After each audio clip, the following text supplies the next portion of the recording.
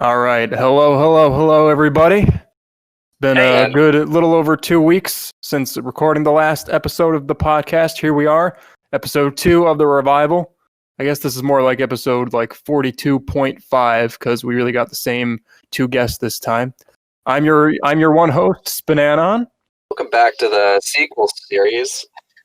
I'm your second host, nmasp. It's good to be back. Today we are continuing our backlogging episodes. We'll be talking a lot about the testing roster since 2019, as well as characters that are currently in sponsorship and recently undergone reworks. Also with us today are again WibblyWarble and Corky. Hi, I'm Corky. They keep changing the locks and I keep finding new ways to get in. And I'm Wibbly. Hello. Right, so we introduced ourselves last time, you know. Yeah, I made some really space lesbians. Mm-hmm. The math working on French people. Yeah, Basically. working on French people. Go watch the last episode. Otherwise, we'll spoil. If you watch this episode without watching the last one, it'll spoil it for you. So enjoy. If you want to learn about microwaves. Yeah, if you want to go learn about microwaves, go take a physics class or watch the previous episode. 50s microwaves. God. Did you really not notice that it was still going as you reached? Well, I thought it was just the light on the inside of the microwave, to be fair. I didn't realize that it was possible. Wasn't it humming?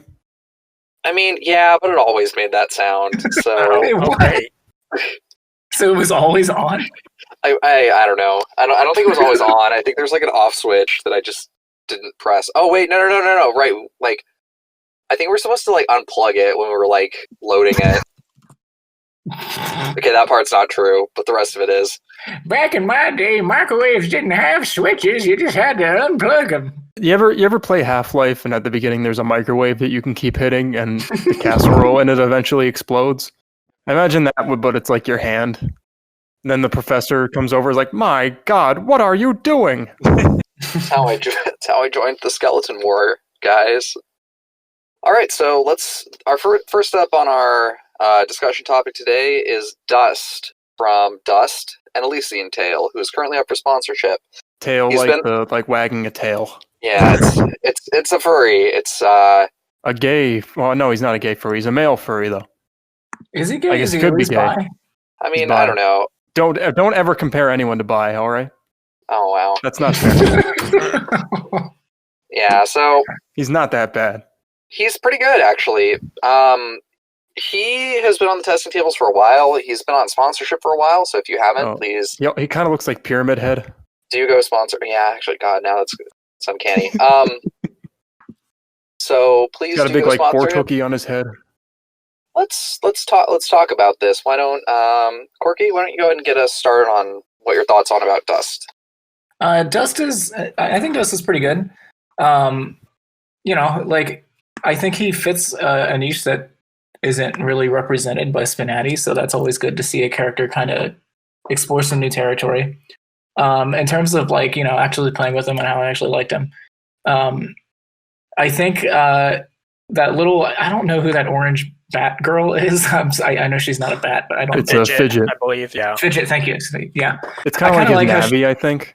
Yeah. I like how she would kind of pop in and just make fun of him. That was which is funny because we have Navi in the game. Yeah. I think the biggest thing that sticks out with him that I think still needs a lot of work is his outfit. I googled actual reference images of him, and he just kind of looks like that in his source. But I just think if some of those colors are muted a little bit, it'll just kind of fit in better.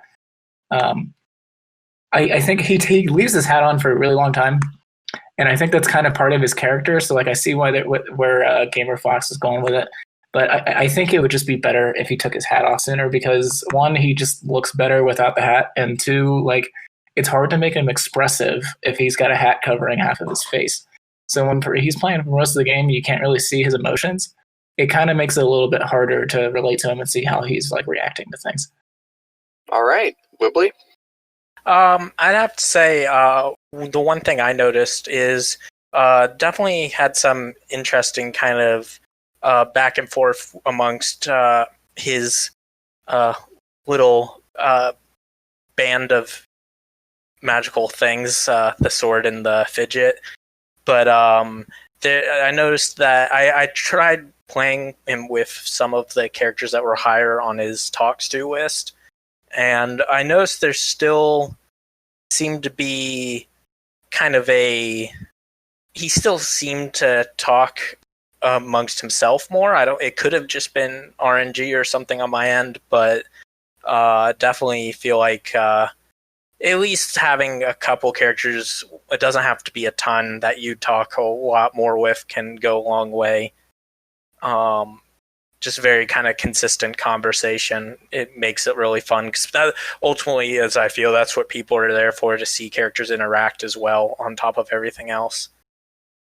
But yeah, other than that, not bad. I'm trying to think. I'm definitely fidget as a fidget spinner skin when. Oh my god, Dude, that's so 2017. Yeah. Oh god, was it really that long ago? I have an Jesus. emoji at work that's just a fidget spinner for when people are like out of office. People just passive aggressively send it to each other. I'm sure there's like skins for your browser or whatever where the little loading symbol is a fidget spinner. Oh yeah. Oh man, I think I've really enjoyed kind of watching Dust sort of settle in on the testing tables over a long period of time. The one kind of criticism I have is that among, I think the points everyone else has made are really good ones, but I do think that there's a lot going on with Dust, and some of it's really interesting. Like, the fidget stuff I actually riffed on a lot for an upcoming project, but it's also like, okay, he has a sword that talks to himself. He has, like, fidget with him. He has a split personality thing that comes out on occasion. There's, like, the hat thing. There's an awful lot. He's a dog. I mean, there's an awful lot going on with Dust, sorry. And He's two dogs. inside, there's two wolves inside you. Dude, he's literally that meme. The proper amount of wolves inside of you is 0. But yeah, I think Dust does like what he does really well. I just think that it's kind of a little bit of an oversaturation in some ways. I had forgot to mention that, but yeah, sometimes it felt a little overwhelming, but yeah. Mm-hmm. And I think like the idea of him talking amongst himself, like honestly, like I'm less against that than you might think, just because like I think characters interacting with each other is kind of the mainstay of SPNatI. It's really not about the porn; it's about the crossover. So to me, that's not a bad thing. I do think that it would be nice if he interacted a little bit more outside of that and had some more proactive outbound targets. But I think like it's also like really like making a character like Dust is really, really hard. Yeah. Because I think the community is so I always liked it. Yeah, go ahead. I always liked it when Fidget would kind of tease him about another character. I'd love to see more of that. I think that was really cool. I think like Fidget should do like the Navi thing of like having something to say about every character that's like a little bit of a dig that Dust can react to. I think that's kind of cool. But it's hard to make a character like Dust in general because like, okay, SPNatI doesn't have the best male representation. It certainly doesn't have the best furry representation, and there's always this like omnipresent fear of like, oh no, the Futa furry OCs are coming for us and our innocent porn game kind of thing. But it's He should like try to eat Leggy.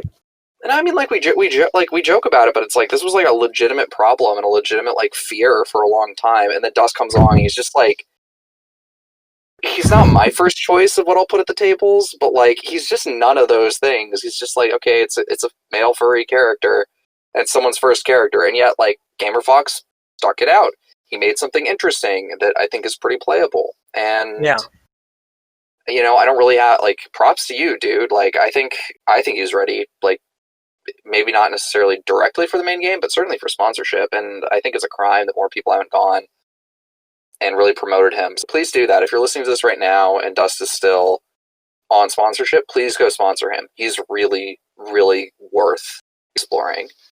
Yeah, in terms of like the fear that the floodgates are going to open and all these Fuda furry OCs are gonna come onto us. I mean, the thing is, one person just a couple days ago on 4chan's ACO thread for the SPNatI general basically said SPNatI doesn't need floodgates. The massive amount of effort needed to make a new character keeps the rabble out well enough. Is this person you? No, it was not. Okay. But I think it's pretty true. Yeah, it's not something you can just like make a drawing and write some things and be like, boom, there. Because the mods will be like, no, this is too shitty. I think we've sufficiently harassed people into thinking we're such elitists that no one can possibly like just show up and dick around. I mean, even if they get onto testing, that's it. They're stuck on testing. Like they're not. They're gonna it get has to dunked not on. be shitty to get into the main game. Yeah. Yeah. Like you can embarrass yourself and make a Leafy if you really want to. God, Leafy was just like such like. It's hard to make a project out of spite and see it through to the end, but people have done it, so I won't say. But I mean, like, but that's what I mean, right? Is like you can create something out of spite, but if you to see it through to the end is a different process. Dude, we're coming up on the 1-year anniversary of Leafy. Oh my god, really? Yeah, it was like at the beginning of August Wow, seriously? last year. Yeah. Oh my god. We Wait, need to have an crazy. episode dedicated to that. I feel like I just missed it then. I think you might. It was before the masquerade. Yeah, because Like just I before. was about a year ago, so. It's a shame. It was good times. Good time. I mean, you could search up. Just join the Discord. Search up a fucking leaf. You'll see it all. But yeah, he's definitely in a good place. I mean, he's been on testing for a while. I definitely agree that he has a lot going on. I think one of the problems is that like he's got like two different like helper characters talking, but it's often like they're talking, they're saying something, and he's just kind of standing there and not reacting. That's an interesting character idea, not for Dust, but just like you have a character that's just there to like bring in all these other randos, like to just have those characters talk. That'd be like just, Chell with GLaDOS speaking for. I don't think that's a terrible idea, to be quite honest, but Yeah. Well, that could work. yeah. But unfortunately, the Chell we have now just doesn't even have her fucking portal gun. Well, you know. But let's see. So that's one of the problems. I mean, it kind of reminds me of my work on Ryuko because she had like two different helper characters. You know, you had Mako and Senketsu, and she would often talk to both of them, or they would talk. But there, like, she was sort of interacting with them, or like about someone else, and you got a little bit from like about Ryuko from that. So it wasn't just like they were kind of butting in. Right. It's, you know, it takes a lot of balls to make like a male furry character in this game, and I'm glad he hasn't been like completely shouted out because he's not like weirdly fetishy or anything. I think he's like a good male character that does something interesting, and he happens to be a furry. You know what I mean? Like, yeah. Real OGs will remember when he was like a humanized version for like a week. Oh, I don't. And then he was changed to be like the actual wolf version. It's kind of funny to think that, like, you know, aside from a few lines here and there about like, oh, the mammal races, because I think he fights like an army of reptiles or something. Like, just from his dialogue, I don't think you'd really know that Dust is like a furry. He doesn't really bring it up too much, which is kind of weird. You'd outside the hair, but no, I mean, like, if you just from his dialogue. Oh yeah, no, definitely. Which is kind of weird. You'd think, like, I mean, it's not. He doesn't look like overly furry. Yeah, no. He's got like a snout, basically. Yeah. But he's got like a normal human penis. So it like wouldn't be that weird. It'd be like, it's kind of funny how he doesn't have any sort of sexual edge to that. He doesn't mention, oh, everyone looks different from me. I don't know if I'm into this or not. Well, he does once. He did in the one game I played, but yeah, or like, are you still attracted to me or something? It's kind of weird when people like shy away from going for those like sexual elements in a game like this. Like, I try to really hammer that. Yeah, I do think that's a little bit of a missed opportunity. I don't know if that's just like kind of like, look, like I will not claim to be like the right audience for Dust. I'm not going to be like, yeah, this is something you should do. But like, Gamer Fox, I think it's worth considering that. You know, normally I like to pull on girls' tails during sex, and I can't do that here. give me a little flavor, give me a little personality. That's actually kind of fascinating. Anyway, Anyway, yeah. So I mean, I think he's in a pretty good place. I mean, he needs like some more generics. I think he kind of repeated himself a little bit, and there's some lines that are just kind of boring that he repeats sometimes. But overall, as far as he could be, like I think he's definitely worth sponsorship. There's no reason he can't keep improving. Yeah. I think like it's the work is never done, so I'd say just go for it. Yeah. All right, so that takes care of our sponsorship highlights. So we spent a little bit more time on him than we will with the other characters because the rest are either recent reworks or the testing roster. So first we're going to go over some characters that were briefly reworked. They were put on testing for a brief while, or they returned to testing for a brief while, and now they've made it back to the main game. So first we have Sayaka Miki from Madoka Magica, whose whole life, if you've seen that show, is basically misery and suffering. Yeah. So now that everyone's, that's why she's best girl.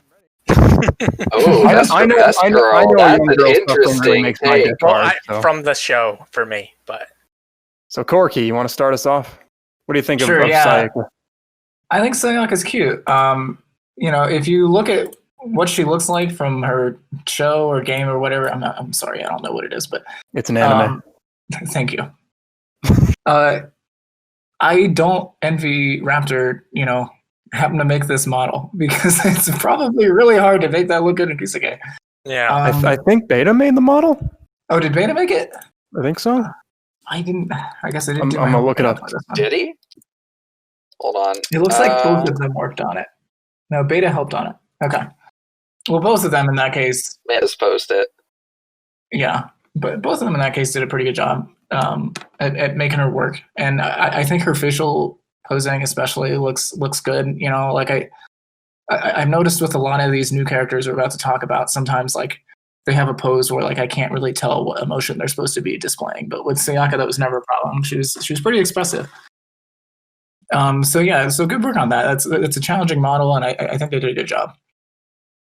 I think she does a really good job of explaining who she is. I'm that guy who like half of these characters I have no idea who they are. So when I play them, I kind of want to figure that out. I want to like learn something about them. And Sayaka did a really good job of kind of explaining who she was, like talking about herself, but making it sound natural. I think that was something that Dust could have done a little bit better.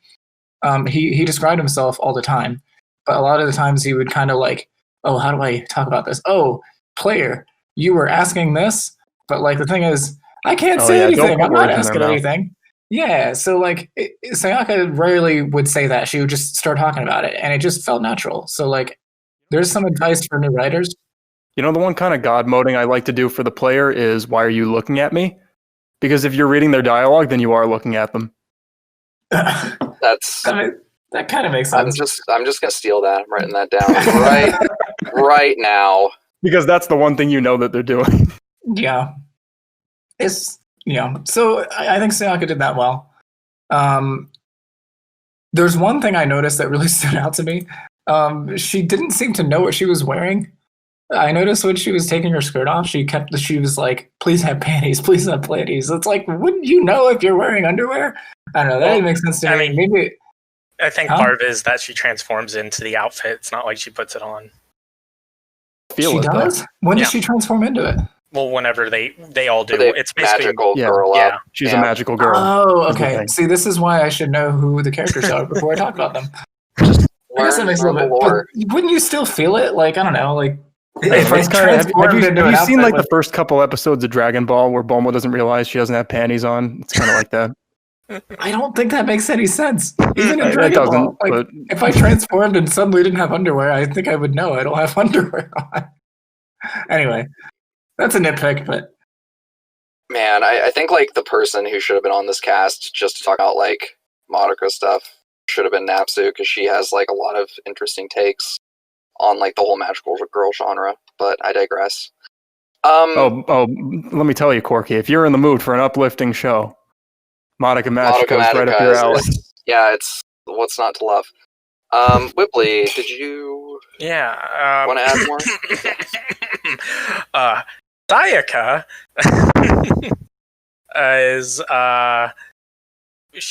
very much a fun character I enjoyed a lot. My friends basically made me watch the show with them at first, and I grew to love it, and they had a rewatch of it every year, so I've probably rewatched it more times than I've rewatched anything else, because they are really hardcore fans. But the show is... I think that Raptor did a really good job at capturing kind of the voice a bit. Could probably use a bit of an influx of maybe adding a little bit of more spunkiness at a few moments, but overall I think you did a really good job. She's kind of sassy in general, but I think I liked the kind of some of the creativity with using stuff like the soul gem and stuff like that to just kind of in interesting ways. I don't really have a lot of criticism, complaints, or suggestions overall, so mine's pretty brief with this one. Yeah, I think it's always really interesting when a character goes back through re-sponsorship for updates. And Sayaka is no exception to that, just because, I don't know, like, I think Sayaka's, like, not the choice I would have gone with from Madoka for game like this. But on the other hand, like, I think they're all kind of bad choices. So, I think, like, Raptor's done a really good job making Sayaka work well. And the update added a lot more just kind of, like, small context stuff. So it wasn't really so much, like, this character was bad and now she's amazing. It's much as just like got some good core improvements in place. And I think like one of those that I actually really liked, and I've had discussions about this, is this version of Sayaka makes a lot of references to the other characters from the canon, and like in the sense that like this is a timeline where the characters had a little bit more time to like grow and mature as people, and kind of what that led to as far as like what they're like as adults. Yeah, that's fair. And I think that's Does like... that make her a magical woman? I mean, watch the show, because that's not really a spoiler, but so yeah, I don't know, like I don't feel super strongly about like, oh yeah, this is suddenly amazing, or like Sayaka was never a good character. I just think this is just in general a good process improvement. Like, if Sayaka had just gotten these updates over the course of, like, a year, and just, like, 100 lines at a time, I don't think we would be really talking about her, but we'd still acknowledge that she's come a long way and improved, which I think the more interesting thing is, like, how do you strategize how you do this? Because, like, if I go add, like, 1,000 lines to someone, and I just, like, don't call it out in a merge request or whatever, it can just not be noticed at all. But if you make a big deal out of it, I think that draws more attention to it, and even that can really give people a new lease on what your characters are and what they're like. So that's, yeah, I think Sayaka's good. The update was a good thing for her, and I look forward to seeing more. Yeah, Raptor's been around for a while, and I think pretty much that entire time he's only worked on Sayaka. I guess he's worked on Chaz too. But Sayaka's always been kind of his pet project. And she's gone through a lot of iterations, and she's definitely improved from every single one of them. I do think her model's still a little plain in places. Looking at reference art, she could use like some shine on her hair. That would definitely help bring out her head a little bit. I mean, the main problem I have is having seen Madoka Magica, like my dick just goes completely soft at the mention of any of them. It's very hard to masturbate to the idea of Sayaka. I really don't know why you picked her. Or why would you pick any of them? Yeah, I mean, but like, as far as like it's the ones, fucking horrific. As far as the ones you can pick, though, hey, some people are like into that. you could do worse than Sayaka. I think there's like, like I said, it's like I think all the characters are like, why would you do this? But I think Sayaka is the least of those as far as like, yeah, like non-functioning adjustments. Like if like Madoka were in this game, or if Hamura were, I think it would be very, very different. So I think Sayaka's like a good faithful adaptation. Because it's like it's part of their characters that they're pretty young. Like they're all like in junior high. Mm-hmm. So that's just kind of how I see them. Like Sayaka still has like a childish, naive crush on a boy. and like now I have to picture her like a couple of years older and like into like sex stuff, and it's just kind of weird. You sound like a father. A father. Yeah. Look, Sayaka inspires certain protective instincts because it's just oh dear. Oh no, not like I know this. you haven't seen it yet, Corky, but Some you know, people are just into that. maybe you shouldn't get too attached to her. Well, now I know Yeah. she's gonna fucking die. Okay.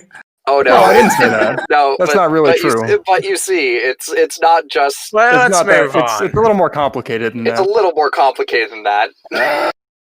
Anyway, She turns into a zombie, and that's the inspiration for Zombieland. it's much worse than that. Anyway, Oh no! onward. Anyway, what I'd like to say is Orendi. become Madoka. yeah, become I Maguka, don't know suffer what that lots. means. Maguka suffering. Oh yeah, become Maguka. I need to watch it again. Hamiru Reibu. Reibu. Do not throw souls. Yeah. Oh God. no. That's a good all one. right.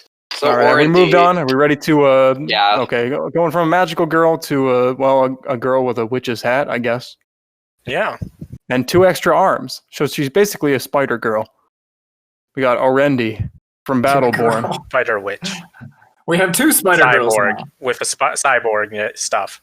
Massively successful multiplayer shooter Battleborn. I know we like to make jokes. Oh, like- apparently Wibbly posted a face mask. This guy loves Vandred.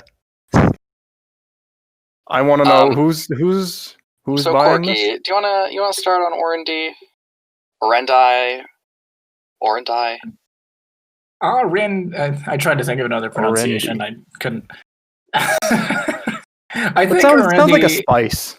I'm gonna add a dash of Orendi. I don't know if I buy that. I think that makes sense to me. Well, Yeah. I could see it being gonna like a wake up spice some of the that no one flavors. uses, and like some weirdo like in a cooking show suggests It's like it, and it's like a everyone tries it, superfood. and they pretend that it tastes good, but it It's doesn't. like spirulina. It's a superfood. Anyway, Just mix it into your vegan smoothies. It's full of antioxidants. can you imagine Orendi making a smoothie? What kind of smoothie would it be? She'd make a smoothie with her teeth. Oh no! Anyway, okay, we're getting sidetracked.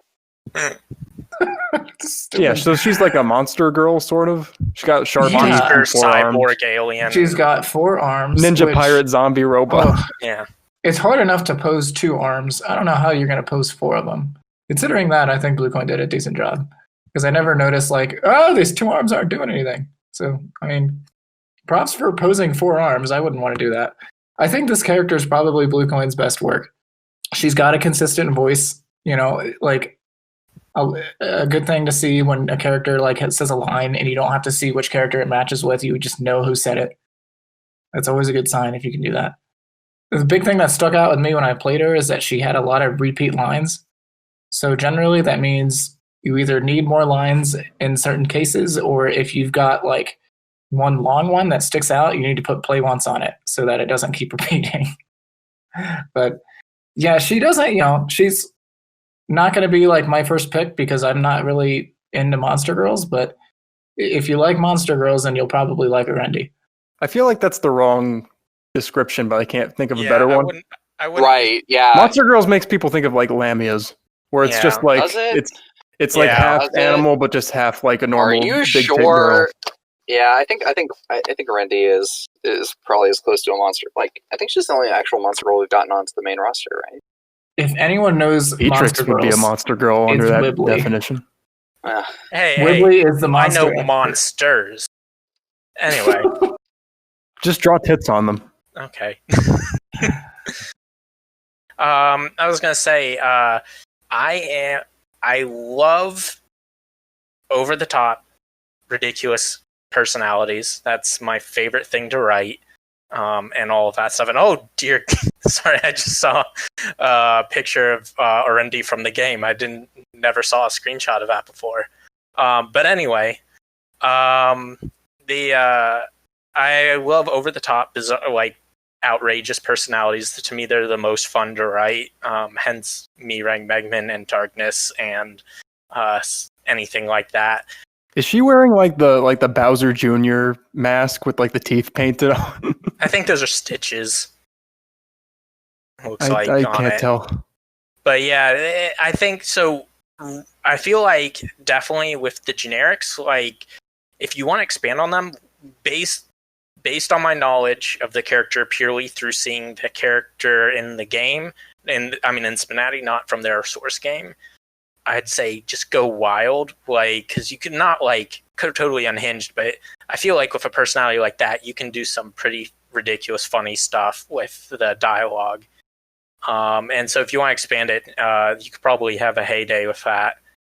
Other than that, the only other thing I was going to say, and I realize this is an issue with figuring out how to pose it and figuring out what to use it for, but part of me was kind of wishing that there was like I always like to see something like when a character has something unique, like they do something like interesting, even more interesting with it. And I kind of would have thought it would be interesting to see some like more kind of crazy stuff with the forearms, potentially, especially during forfeit or something like that. And I figure that's a great opportunity. But it's not a requirement, just something I thought would be interesting. But overall, I do like, and she says some stuff that does crack me up. I just think definitely I agree with Corky. Use a little bit of expansion. Okay, Corky's posting like official art of the characters in the chat. I don't know if Solitaire wants to bother editing them in, but Dust looks like a smug motherfucker. It's like, oh yeah, it's kind of like his version of wearing sunglasses. It's like, come on, bitch! I'm gonna slice your shit. Yeah. Dude, he only has 4 fingers. This Kisuke model's all wrong. It's one for every arm Randy has. It's communism in action. I guess, and then was there to balance out with the rest of the cast, and so is Emmy. Yeah, I think Orendi's like if Emmy and Ren did the fusion dance, would they have 4 limbs or 0? One arm. I think it'd be 1 arm and 1 leg. Can they do the fusion dance? I mean, limbs on just half the body. Yeah. I think Orendi's good. I agree with kind of the takes here. I think the artwork, because like I remember when Orendi came like onto the game way back, and this version is such a good improvement on her. I really like the way Blue Queen wrote her. I think the voice is extremely distinct and very interesting. And yeah, she's kind of obnoxious, but like I think it's better to have like a character that some people like adore and love than it is to have just like a character everyone's kind of like, yeah, they're fine. So I think like in that way, Orendi is really, really quite something special. And yeah, I don't know. I don't know what more I'd really ask from her. Like I think her personality is a little much for me, but I definitely think that she has her place in the game, and I'm glad that she's on the main roster now. Yeah, it's definitely the kind of thing where you take a pretty distinct voice and you just nail it. I mean, she's a freaky monster girl that yells and she's violent. I mean, she definitely doesn't run into the issue that characters have of like, oh, you're stripping, oh, you've stripped now, oh, I guess I lost. Mm-hmm. Yeah. Where it's just generic, boring. Like she has things to say. I think I'm just kind of the opposite of Wibbly, where maybe you like over the top personalities, but I think that kind of works as a character design in a game like Battleborn, where you have to like, oh, look at all these colorful characters you can choose from, and you can play as one, and they'll say like a couple canned voice lines when you kill somebody, But that's what I want out of a character is like, could I actually picture them like sitting there calmly and like waiting for the cards to be dealt? So basically, you want them to be calm and Maya, essentially. Everyone must be Maya. They don't have to be calm. Like Revi's not calm, but Revi could absolutely like just kind of sit back and like take a drag on her cigarette and like kind of lean back on the chair, and I they need to have like a normal conversation where nobody is yelling. You know what I mean? Yeah, no, I get that. So that's it. Kind of takes me out of it when I don't believe a character can like function socially on a table of people for like a long period of time, like a poker game. I kind of picture them. Fair. Have you played the original Poker Night? Because I kind of picture, like, could this character fit on a table like that, where they'll just kind of sit back and occasionally shoot the shit and just generally act like a human being. So, you know, the Orendi's not really for me, but that's a completely subjective criticism. I don't think what she sets out to do, I think she does it well. It's just not for me at all.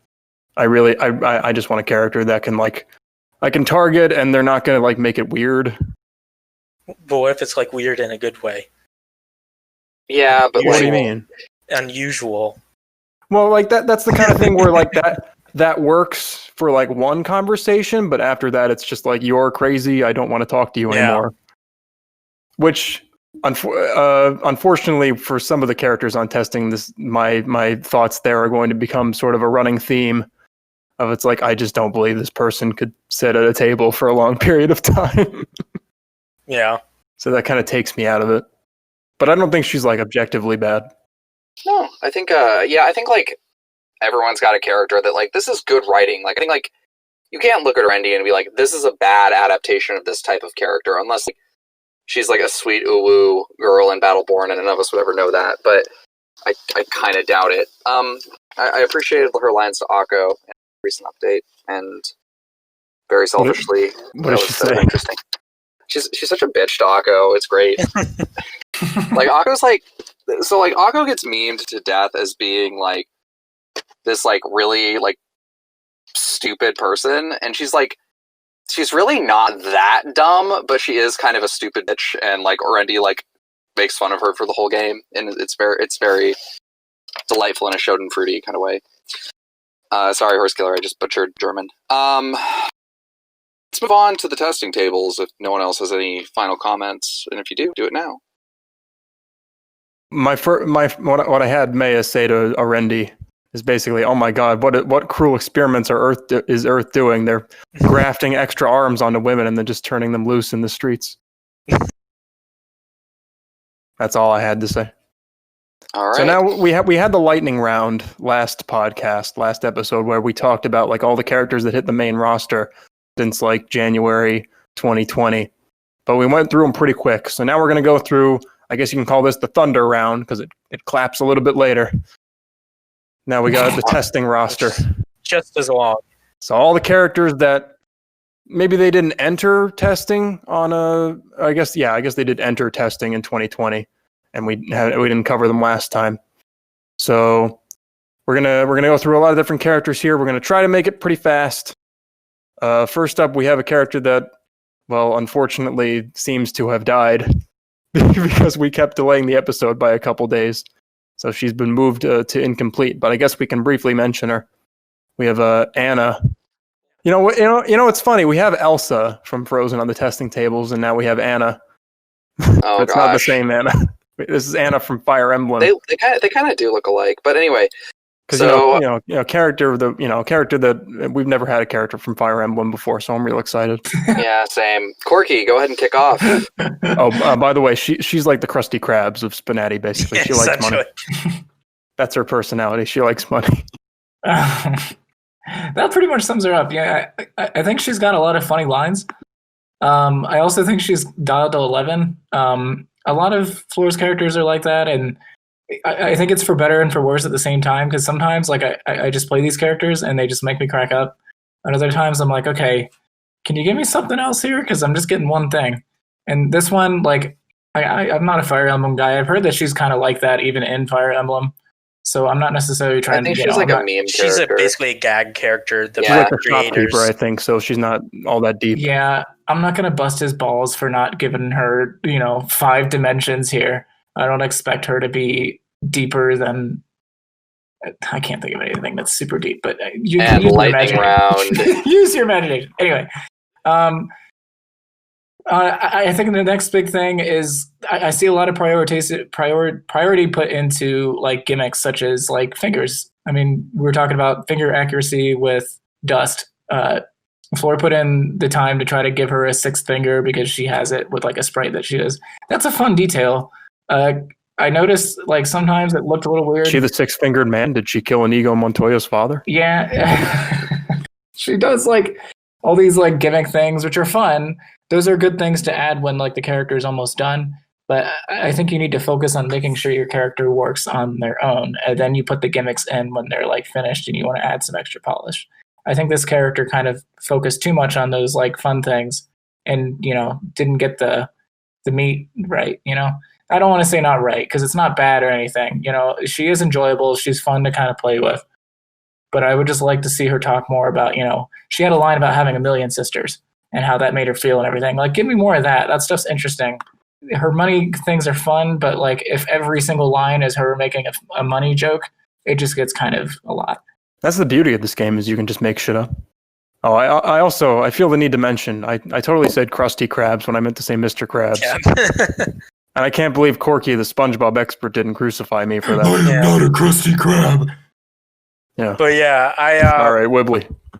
Lightning round. Yeah, no, Thunder round. This is going to be super fast because I do not have access to my computer that has the offline version, so I was not able to test her ahead of time and see the changes. So I'm going to leave the commentary to people who know more about her current iteration.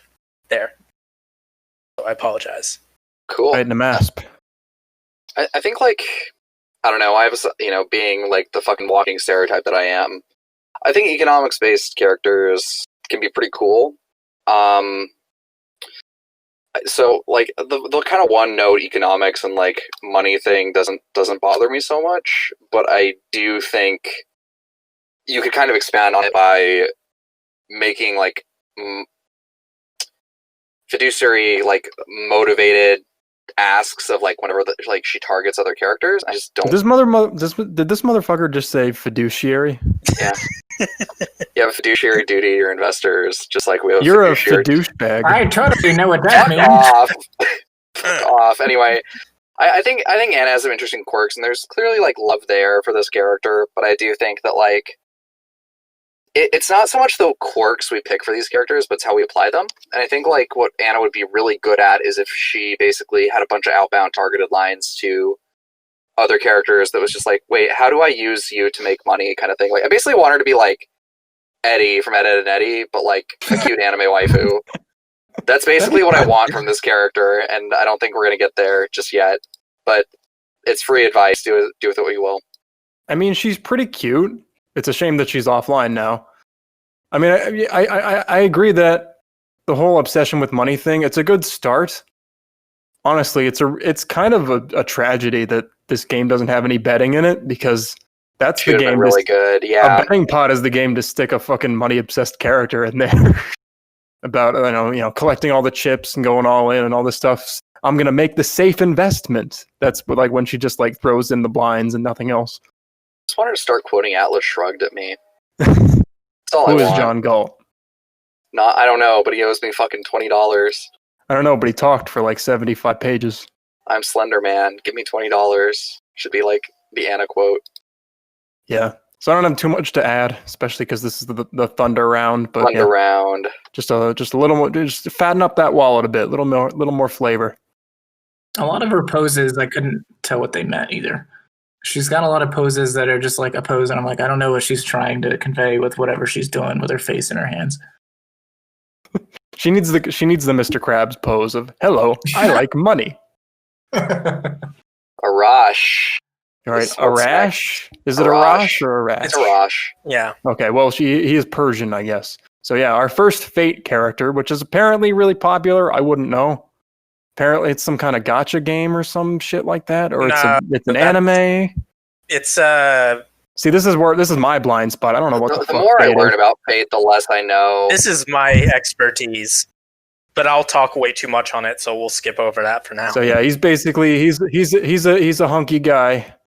He can like fire meteors from his quiver or some shit, or from his bow. And I don't really get what his deal is, but he's like famous historical character, and he's like hunky guy. Zeus, as usual, gave him a really nice model. But Corky, go ahead and get started. Well, yeah, he definitely got Zeus still, right? I mean, Zeus literally comes in every fucking male character that gets made. He's just like, fine, I'll do it myself. and I'm so glad he does, because this model is awesome. Yeah, I like Arash. I think he's got a lot of potential. If I remember correctly, I think this is another first-time developer, Anonymous. Have they made anyone else? Yeah. So well, they came in with Merlin, who was also another Fate character. Okay. He did not get the Hunky Zeus model. You can go online or offline and check. He's got birthing hips. When I played with Arash, I noticed like he had a consistent voice, but his actual like deeper personality just wasn't coming through with the lines. I think he kind of fell into the trap of talking about the game too much, and that's a common problem when when you write in your first character, you pull up the character editor and you see this is what a character says when someone's taken off their bracelet. So obviously you think, okay, I got to think of something that he would say, but maybe try just you don't have to follow what the character editor says. You can just have him bullshit about his own life, and usually that's more interesting than whatever he says about. I have a good hand of cards here. Most people don't even talk about their hand when they play poker anyway. Because that's literally the dumbest thing you can do. Yeah, so use that as an excuse to talk about your character a little bit more. I think when this guy's got a little bit more time in the oven, he's going to be really good. All right. I have to say I'm very familiar with the character. I think that they did a decent job. Arash is kind of hard to work with because he's very much a character who's both like speaks what's on his on his mind, but also doesn't really tend to go too deep with anything. He's kind of in the moment kind of character. He just doesn't tend to think super philosophically all the time or anything like that. But the model definitely looks great. I definitely think it was a missed opportunity not to have him die at the very end. It's not a spoiler. That's his thing. I think, I don't know, like he's fun. But yeah, I agree. And he has some interesting references. I just think it's hard for me to say anything because I think they did a good job of capturing his voice. And a part of me feels like I wish there was like some old stuff that was a little bit deeper, but at the same time, I feel like that would almost go against the character a bit to a degree. So it's a little weird, but I think they did a good job with what they had. Yeah, I think Arash is neat. I think his small talk questions need to be like confined like 1,000% more, because otherwise he just kind of spams the chat, and it's like having someone on like an internet forum that just kind of chimes in like when everyone's having a conversation to talk about something else. And it's like, it could be really, like, I think the questions you ask are really interesting and really good, but it's impossible to respond to all of them because there's not, like, one case. Like, Jessie does this, and she asks, like, one question from a list. Arash asks, like, every question over the course of a game, and it's a lot. The model's really good, obviously. If Zeus, bequeaths himself to touch your model with his manly man hands, it's going to come out well. The one thing I don't like about Arash is that my general advice for anyone who's writing a male character is, like, first of all, you've picked up a little bit more of a task than you think you have, but you really, really do need to push, like, the guy-on-guy stuff, just because most of the time the people who are playing with this type of character want to see that. And I think, like, I strongly encourage anyone who's doing that to at least explore that concept in a little more detail, and I don't think Arash really gets there. But I think he's got, like, a good base, right? I'm just saying, like, accentuate that a little and fix the questions and put them in, like, one case, play once on it. People have commented on him asking a lot of, like, generic questions, which is a good thing to do. Yeah. Like, prompt markers are good, but generally they should really kind of inform something about the character. Like, there should be a reason why they ask that. Mm-hmm. Don't just ask, what's your favorite food? Like, anyone can ask that. Unless it's, like, Arafuda. But he could ask, like, this is a stupid example, but, like, hey, what's your favorite kind of archery? I don't know, like, something that makes sense for his character. Honestly, just be like, have you ever used the bow and arrow? Now that I think about it, actually a really good conversation topic that could be explored more. I can't believe I didn't think about it just now. Talk about what it's like being a servant and, like, his experiences as being one more. Because that is a very interesting part of him that you can explore that will give a lot more people a lot more to talk about. Yeah, like, I've targeted him and I'm still not really sure what a servant is. Like he's like the first Fate character. You got to explain all this shit because I don't know how the fuck it works. If he did that, that would be paragraphs. But yeah, I can go into some basic details on it. Yeah. When people were talking about like him asking all these generic questions, someone posted like a supercut of Jonathan Frakes asking you things, and that's all I can think about now. It's just like, have you ever ridden a bike? Have you ever sacrificed a dog for the greater good or something? Would you take $1 billion if you had to, I don't know, assassinate the president? Like, yeah. Is that the price we have to pay to live in a billionaire society? Yeah. Yeah, but kind of like what everybody else says. I mean, when you're the fourth person to talk, this happens a lot, but you know, quality guests mean that they say all the relevant things anyway. He's just got to hammer home a personality a little bit more. Like, he's got a handsome, pretty face, but right now he's just a himbo. All right. Himbo Mimbo. Is that a boy bimbo? Is that the name? Thunder Round, continuing onward to Bernadetta. Once again, we are asking for your feedbacks and support. Once again, we're asking you to waifu this small purple-haired girl. She's here to bring us universal health care. Bernadetta von Barley is from Fire Emblem Three Houses. And thank God. We've never had a Fire Emblem character. No one's ever made a Bernie Sanders joke about her. We haven't even had one on this cast before. Corky, go ahead and give us your thoughts on Bernie. And remember, Thunder Round, try and be concise. I love Bernie. Keep it moving. Cool. Right. All right, great feedback. Love and Bernie. All right, Corky, what do you got? She's got really cute art. Her personality, it really shines through her generics. I mean, even her targets, like every line that she says has been very Bernie-fied, and I love that. I mean, she's so adorable. She literally wraps herself in a blanket when she forfeits, and that's just perfect. It's just so in character for her. I love the extra effort that went into like detailing like the body and everything. A lot of people, it's becoming more common, which makes me really happy. But I just don't like the default Kisake body. SPNanon has had some lessons with this recently. Oh yeah, I've been really giving May a boob job, more like breast reduction surgery. Yeah. So love. I hate to disappoint people, but her boobs are a little bit too big compared to like how she's drawn. I am trying to make them still look appealing, which I think I've succeeded at. But yeah, I know it will be kind of a tough sell. Hopefully people will get used to it by the time of the next feedback poll, so it won't all next year. So it won't be like, make her boobs big again. So yeah, we're not going to show Bernie in this podcast video, but go play her and you'll see for yourself. She's very well done. Oh, she's super cute. Probably.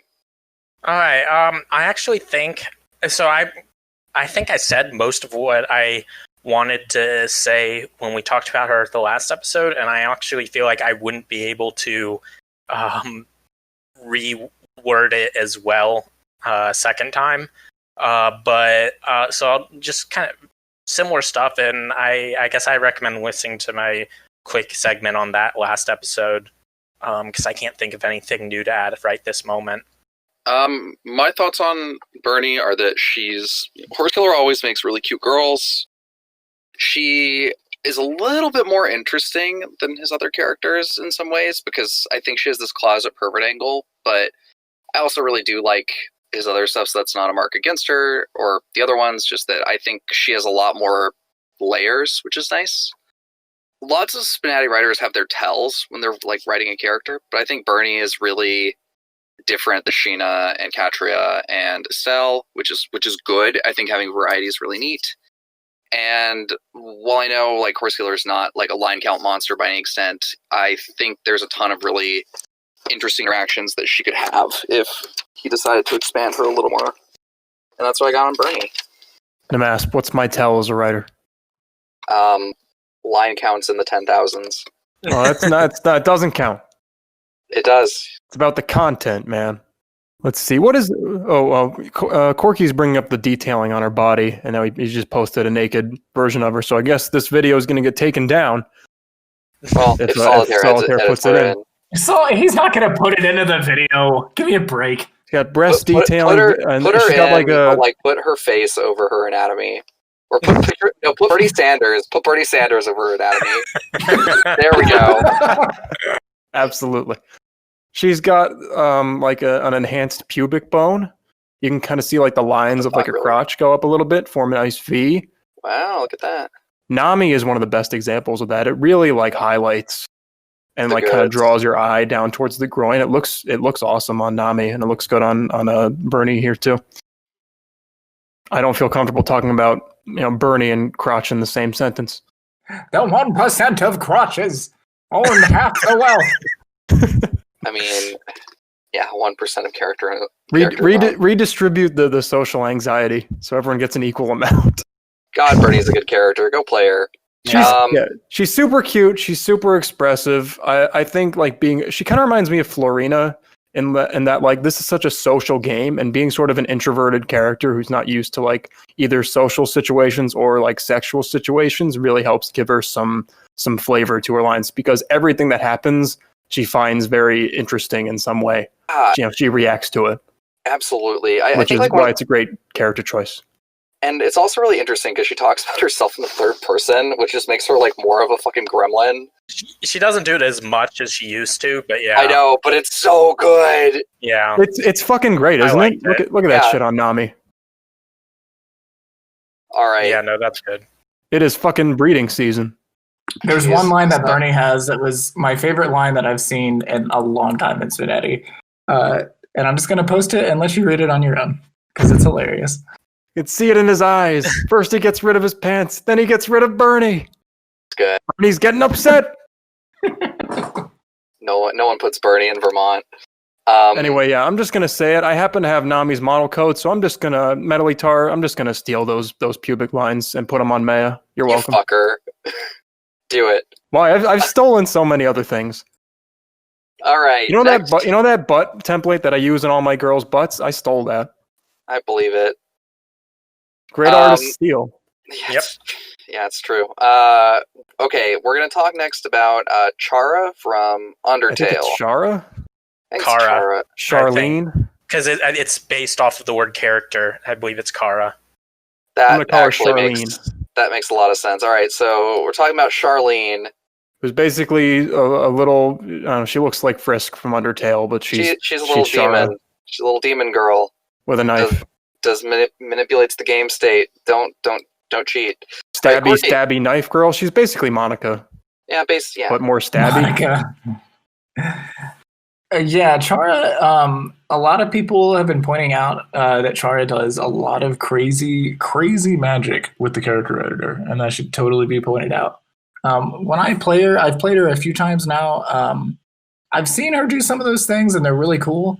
But other than those, like, I'm not really impressed by the personality that she shows through just in like the regular lines.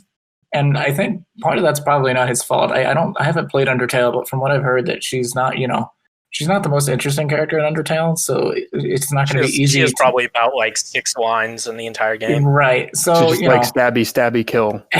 Right. And so that kind of character is not going to be my favorite anyway. So maybe she's just not, going to be my favorite, and that's okay.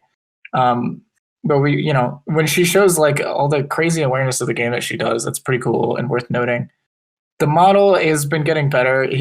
Io's doing a lot of work to get his model of her as best he can. I'd like to see more improvements there. I know some other people have offered up their models before, and they look awesome. It's just one of those things. He wants to make the model on his own. I totally understand that, because that's what I did with Emmy. There's just some satisfaction you get from making it on your own. Totally get it. On the other hand, as a fan, as a player, sometimes I'm just like, some of these models just like look so amazing, and I think she deserves to have a really good model. All right. Yeah, my main thing is that I feel like definitely probably does some interesting things, although I feel like the main issue is that it's so difficult. Like the difficulty, at least when so for instance, my character is on default difficulty, and I still get people who occasionally are like, man, this character's so hard, and so like when the difficulty is bumped up really high, it can make it really difficult to It's like you kind of want players to be able to reach the later stages of the game, you know?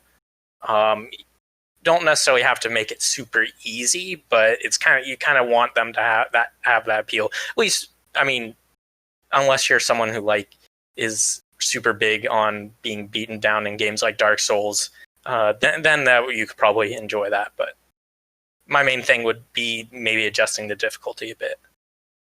I don't know. Like, I think Chara is one of the strongest first characters we've had in a while. Like, I'd put her up there with Komi-san as far as like a really, really strong start. Like, I think the model's fine. Like, I understand that there's like, you know, Mr. Saturday's stuff is quite good, but Yo's got a really, really, really interesting design with this character and uses a lot of like the editor tools to make Chara fit her own niche. I think like the character herself is not really something I'd find conventionally interesting, but she does so much with the game state that like from a game perspective, she's really, really cool. Like I think she's like, I don't know, like I put her like with like the like SPNatI type where there's a lot of like abuse of the tools to get her to do what you want, but she's ultimately still really cool. So I think Chara's great. I'm kind of with Corky in that like I kind of feel this way about Undertale too, but like the meta stuff, it's kind of just fluff to me. I ultimately don't think it's that impressive. I like, you know, a little bit more substance to it. Okay, Corky's asking about what the fancy stuff is. As far as I can tell, basically two big things, and they kind of exist at like the bookends of the game. If you play around at the select screen, like she recognizes what characters you pick, she comments on that. If you've like played with her in a lot of different games, or if you like keep trying to beat a character, she comments on that. So she like kind of remembers a lot of the game and how you've played it, which doesn't really affect me because I play on incognito and close everything. But coward. I don't even live with other people. I always have it on private because why not? What? Why put it on private if you're not? Anyway, I don't want to get distracted. But it just doesn't make sense. Because Zuckerberg is watching, dude. Okay. But anyway, the other big thing is that basically she's like 8 layers of best difficulty, so she's like way too fucking hard. But if it's down to just you and her, then she throws the game because she's like your wingman. She's trying to beat everybody else and encouraging you to kill them. Well, she often ends up killing you in the process. But you know, like a lot of her lines in between those bookends are just kind of flat. I'm not always sure like what her character is supposed to be in those middle lines. Like she doesn't really have any sexual interest in anyone, or even in the player, sort of, because she just likes to stab people. But then like when she's stripping, she kind of blushes sometimes, and it's like, what is this character? I don't get it. Like, is she complete murder happy, or does she actually have a soul? Like, what is her deal? So I think they need to iron that out a little bit better. Like, it's the kind of character, it's another one of those characters where I really can't picture them. I can't picture people being comfortable around them because her fucking eyes keep rolling up the back of her head and she has a fucking knife and she's just talking to one person about how they should kill everyone. It just really takes me out of the experience. I'd like to hear more from nmasp on what impressed him, because when he puts her up with Komi-san, that like kind of, you know. I think Komi-san's like the better play experience, but I think Chara really does play with the game state and like has a bunch of persistent markers that let her keep track of stuff. Like Chara's kind of like if you have like a MOBA or something in that degree where like there's a lot of characterization that has to happen in like really tiny moments and not necessarily over the course of the game that I think are really good with her. I also think she has like a lot of targeted lines with like Amy that are kind of fun. So I think she's like one of those characters, like you have to engage with her at like a metatextual level to really like appreciate. I'm just here to masturbate, dude. Oh, like, right. Like, that's what I mean. Like, that's not necessarily like a pro, right? Like, I'm not saying that's like inherently better. I'm just saying that's part of the process. I just want to pick a cute girl and she wants to see my dick.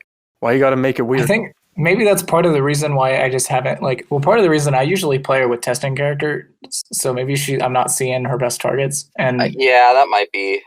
The whole like killer like creepy stalker thing is not like my favorite kind of archetype, so that's probably another reason why she's not, you know, like, oh, I love her. I mean, yeah, really I definitely see like, yeah, but I'm really excited to see more from Maya. I think the fact that she's like really into the player though is kind of cool, but like I don't know. that's my thoughts on that. Let's. I don't blame him for getting the model kind of off because there's not a whole lot to go on her sprite. That's very true. Her sprite is basically she has like a Hey Arnold football head, and then a chicken neck, and then like an oval for a body. Shared. I like this fan art that got shared. It's kind of cool, but it also puts her in like yoga pants, which I think is like oof under the sweater. Yeah, you don't like yoga pants?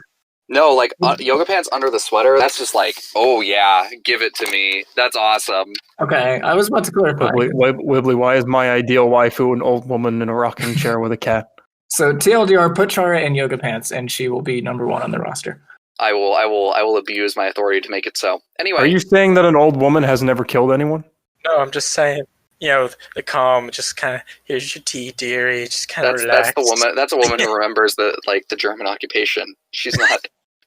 She's killed in cold blood and in hot blood. Listen, there's a difference between Revi, who would be willing to kill someone, and Chara, who is actively talking about how she wants to kill everyone all the time and has a knife. I mean, that gives you an easy thing to react to, though, right? It's just like, can you calm your murder boner down? Like, I want player to stab me, but with this penis, not a knife.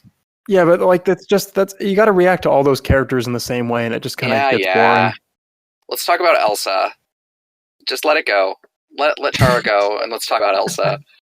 It's funny how some distance Elsa make everything seem small. God, Elsa is. Has anyone seen Frozen 2? Because I haven't.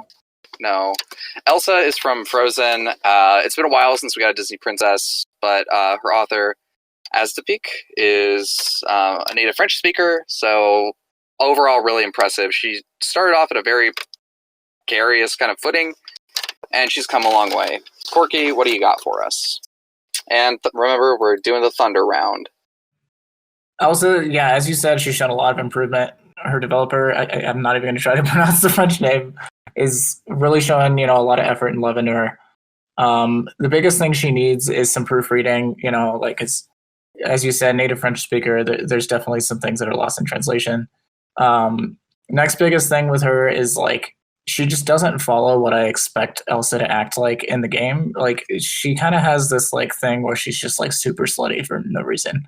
At the very beginning of the game, she suggests, oh, should I take off my panties first? And I'm like, that's not what I would expect a Disney princess to say. So, I understand the context of the game, but try to remember, who she is and what kind of things she would actually say if she's playing poker. Yeah, Wibbly, also known as Warble. Warble. Warble.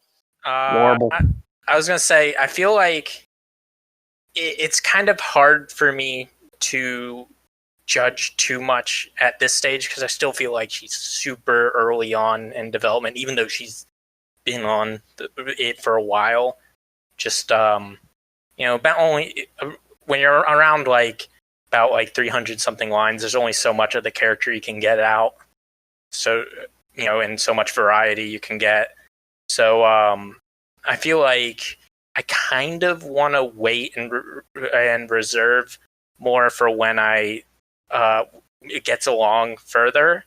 But, definitely what Corky said with the a little bit of proofreading, maybe fleshing out some of the lines to flow a little more naturally. But that's my main thing. I think she's just going to need a proofreader. Yeah. Yeah, I think, honestly, the degree to which Elsa's improved since she was first submitted to testing is pretty phenomenal. I think I'm very sympathetic to people who write in a language that's not their native one. So I think that's really, really awesome. I got into SPNatI a lot to English better. So I don't really have anything new to say. I just think she needs a little bit more time and kind of, as the peak is going to learn a lot about kind of the nuances of English the more he practices. And I don't think that's a bad thing. I think it's really exciting to see where she goes, assuming she gets continued development. Can you imagine how bad a character would be if I tried to write them in French? Just Google Translate it. Oh, that's what I would do. Only two fromage is the only thing I know. So. Oh gosh.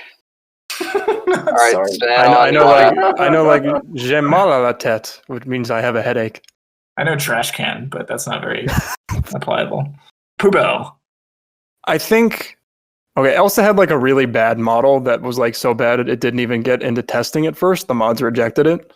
And then as to peak, surprisingly, I didn't expect him to stick with it, but he totally did.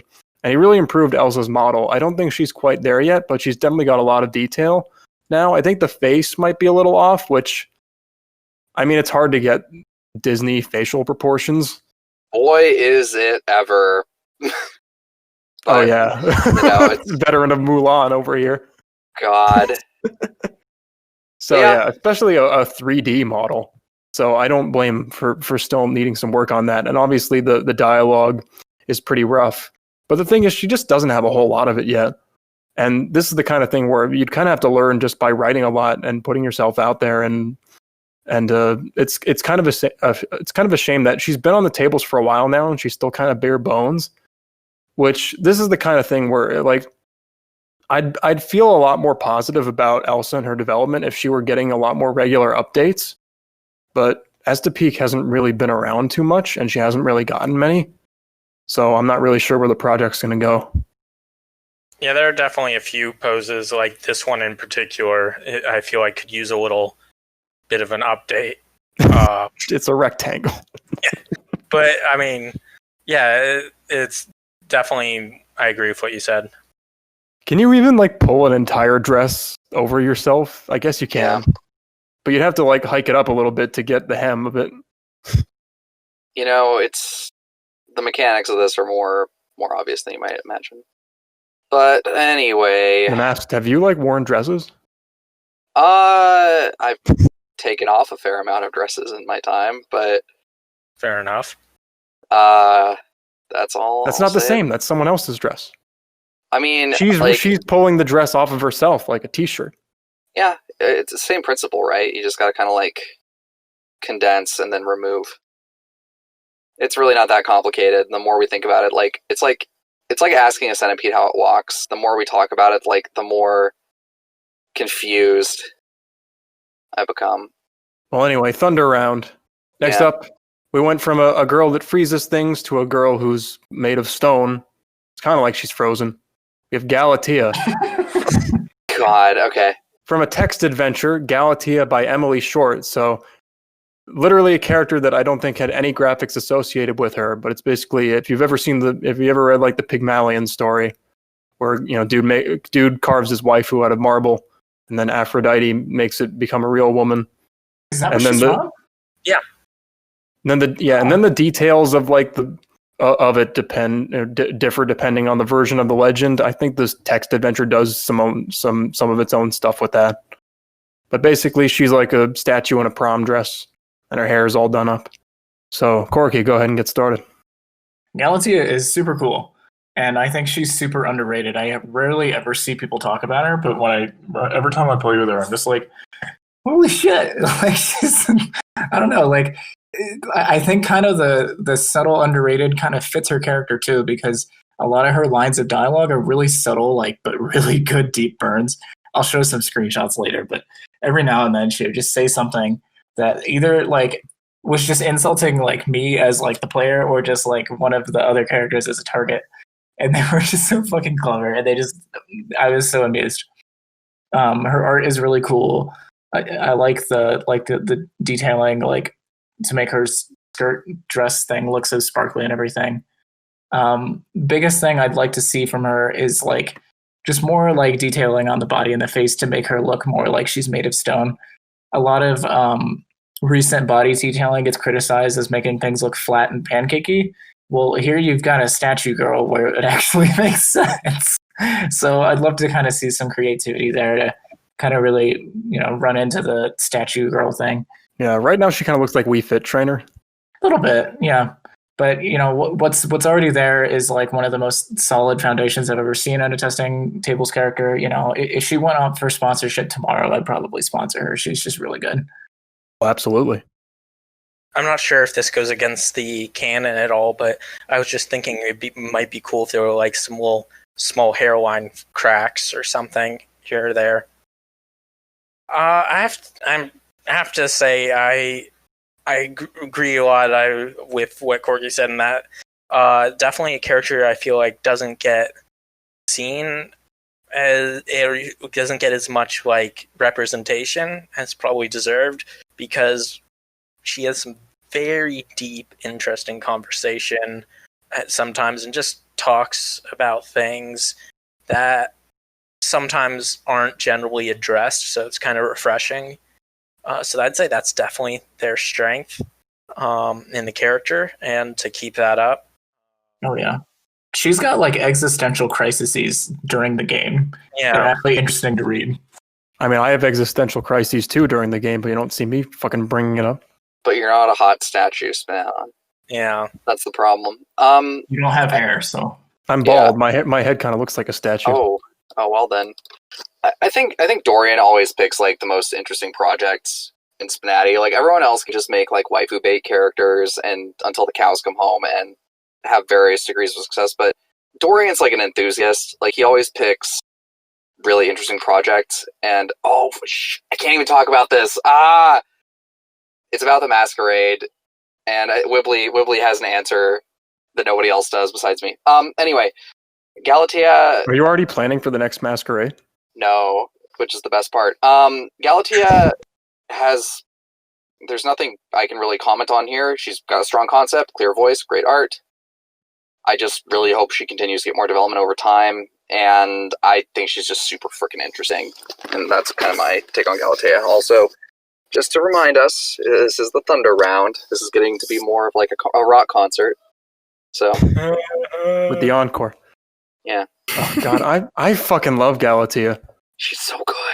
Dude, this how are is you gonna make us talk about her for only 60 seconds? It's not fair. do you come back later. remember last podcast when you talked about Amy and you were just like the hole is my hole. It's made for me. That is me with Galatea. Let's make the next podcast. The next podcast will be "This Hole is Made for Me," and we'll talk about some of our favorite characters. This girl is like fun. she is stoic. She is calm. She asks really introspective questions. She has short hair. She has nice, cute, modest bust line. She's got a great ass. Ticking all the boxes she's playing on. She's even got a ring. This chick is just like Maya too. Maya harder. I love her. Harder. I mean, I don't love her more than the original, but this shit is great. More power to you. I love all of her conversations. I love talking to her. And just people... I mean, it's kind of weird at first, she's a statue, but eventually you get over it because she's a cute girl. Maya and Jura think that she's some kind of like weird experimental golem where they stick organs in and try to like make her a real person. What the fuck is Vandred even about? Okay, basically Earth is the bad guys and they're like harvesting organs from all the other planets. I'm just shitposting. So whenever Maya and Jura suspect foul play, they're just like, you're harvesting organs, aren't you? You're doing weird biological experiments. Okay. Anyway, yeah, I love her. Props to Dorian. I look forward to the day when spnanon says there's a character he likes more than Maya. Oh dear God, that's not happening. It's not possible. I like Galatea so much because she resembles Maya. What does it take to learn this power? It's not one the moderators will teach you. All right, so it's called watching an anime at an impressionable age, and being an ass man, and a girl has a nice ass. We'll put her on the "This Hole's for Me" cast next. So let's talk about Jason. So next, have you ever played Heavy Rain? No. Jason. I learned a lot about JSON objects recently, and I fucking hate coding. But so this is not Jason from Heavy Rain. This is Jason from like Friday the 13th. Except it's not another male character. It's like an anime girl version of Jason. But she's got a hockey mask, got a machete. She wants to kill people. All right, Corky, what do you think of Jason? Thunder Round. Jason Voorhees. Where do I start? Thunder Round. I don't know why we need to put serial killers in the game, but I mean, if you want to do that, sure, Jason. I don't know why she's an anime girl. Doesn't explain it in the dialogue or whatever. I think actually, the model for what it is actually decent. She had a few lines though when I played her that just made me kind of wince a little bit. I'm just like, why is this character like saying these things? Just kind of took me out of it, And at a certain point, I'm just like, I'm just more interested in what other characters have to say. I don't really want to hear what this character is going to talk about creepy camp counselors and killing people. It's just not what I play the game for. I was gonna say, I feel like, so I think I don't have a problem with like the whole serial killer thing or anything like that. It's for me. It's I think the main thing is that it feels like it's not the character it's based on, so to speak. Like it's got the vaguest of connections to the original character, and that's about all there is. And I get that, and that's entirely also because you're taking this from a character that doesn't speak and has no anything at all, really, besides a backstory. But yeah, I don't know. It just kind of feels kind of off slightly. I think the main thing as well that I think they could use the most improvement that I can give actual strong advice on is that she kind of flip-flops a lot between like being kind of like serial killer mode to suddenly being like, oh, teehee, kind of towards the player in kind of a way that's almost like jarring. It's kind of almost gives you whiplash. That might be because of recent updates. I'm not sure what this. I didn't see this character when they first came on the testing. I know this character. Like, if I remember correctly, I this just character played was the character today, so this is based on the most. I think she was like way more serial killer-y when she first joined testing. Oh yeah, it wasn't nearly as bad, honestly, in my opinion. Mm-hmm. So that might be why she's so like flip-floppy. Yeah, but it's almost like too much to the point where it's kind of like off-putting. So I really tried. I think the main thing is it's fine if it's nothing like the original character. It's fine if you want to kind of take in your own direction. More power to you for a character that has no voice. But I would really get a solid, consistent idea on what you want the character to be. I think I'm conceptually okay with like characters like Jason, but it's a lot if this is your first character, just like in general. Definitely hard to pull off. Like if you're a space pirate, R.I.P. Ryuri, showed up with a character that's like trying to disembowel you, I can kind of trust the writer because they've gotten some other like quasi-normal stuff under the belt first, but just like Jason's just so hostile to other characters without like having come in and built up this like rapport with the other as from an authorial perspective, that it's kind of hard to like even enjoy her. And I love horror movies. Like I will watch horror movies over like basically any other genre 90 out of 100 times. But like I don't know, like I think like waifuizing slashers is just like too much for me. Not because like I'm a coward or I have shit taste, because like I really like these characters. I just think that it's like very difficult transition. It's like having it's like having a waifu of like Cthulhu or like The Thing or something. They exist.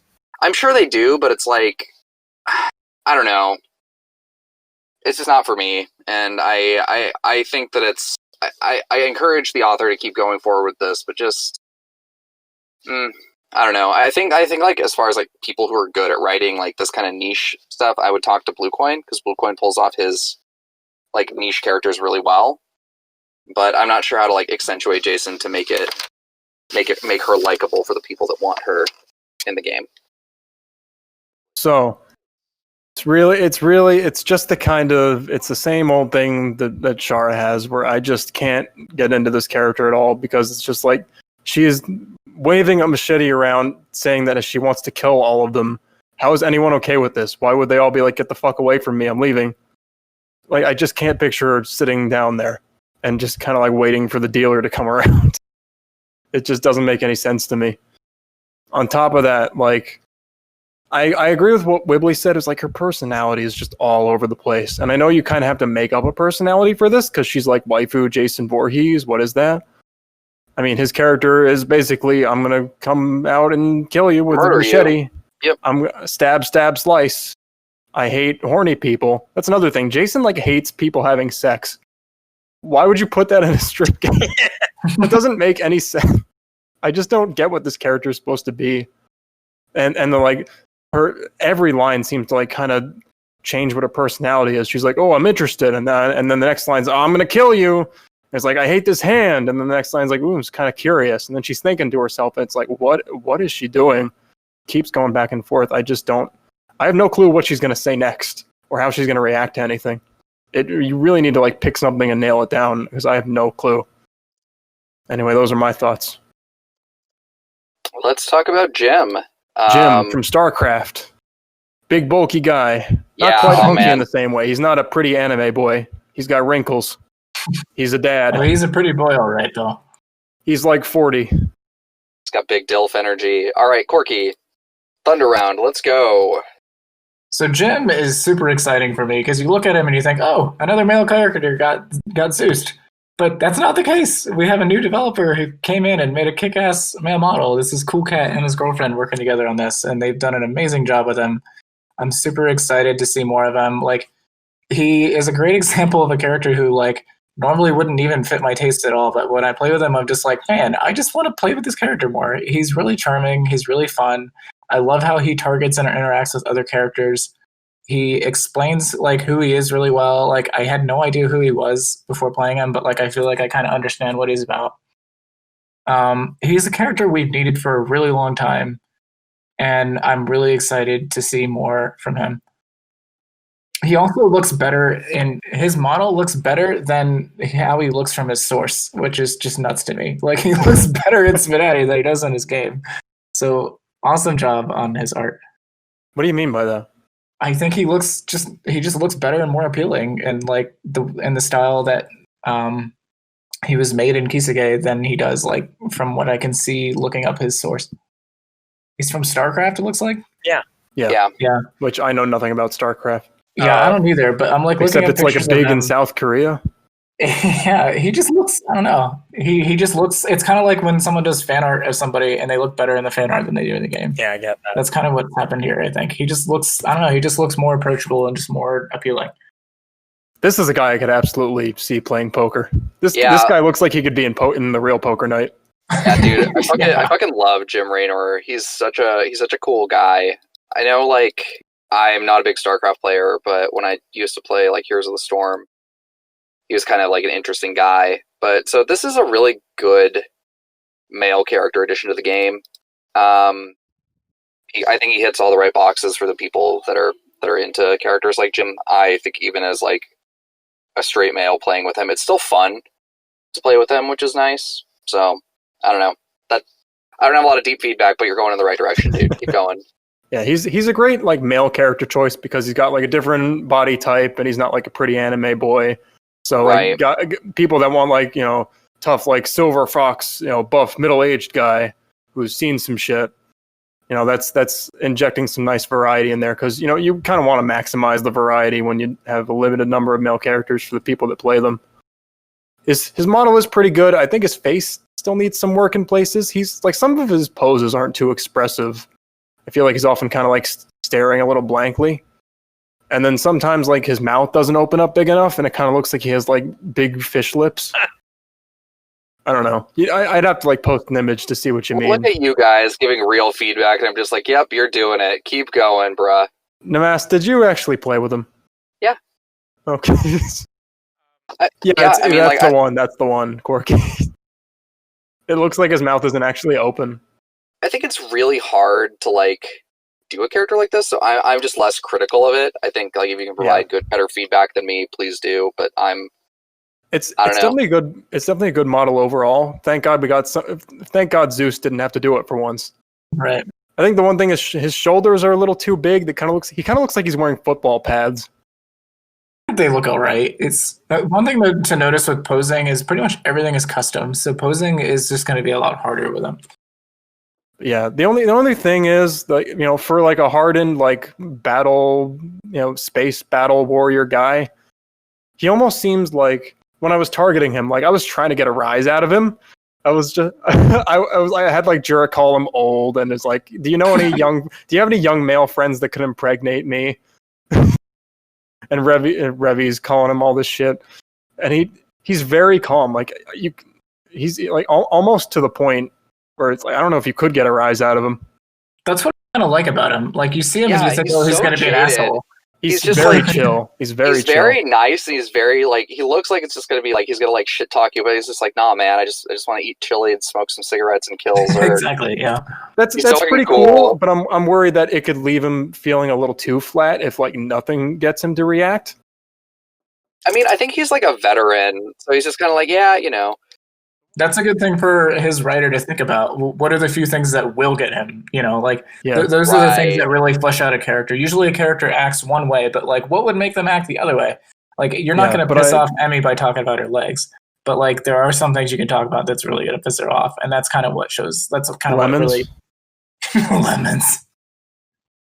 If you start talking shit about her dad, she's gonna get pissed. But okay, so the one other thing, Jim basically is a dad. Mm-hmm. So the one other thing is basically, it's cool that he's like a space traveler and he's got all this different stuff to talk about. So I like that. Obviously, writing space travelers of my own.